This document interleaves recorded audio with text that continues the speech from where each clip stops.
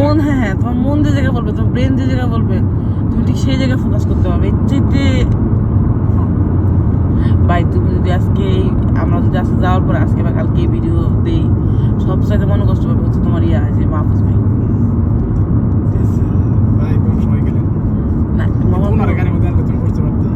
আচ্ছা আমরা আমাদের নিজেদের মতো রিল্যাক্স করতে আসছি, সত্যি কথা।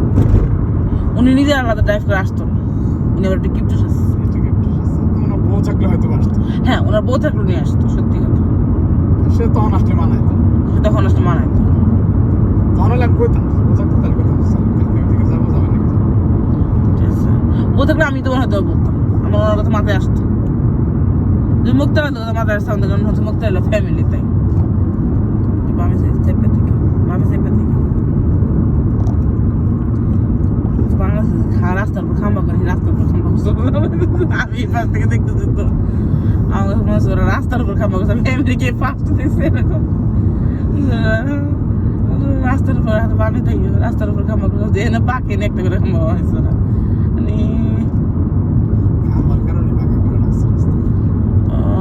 আগে খাম্বাগুলো বসা হয়ে গেছে, খাম্বার কারণে নদীর কারণে, নদীর আর বেশি কাছে বসালে আমার তো ভেঙে দিত।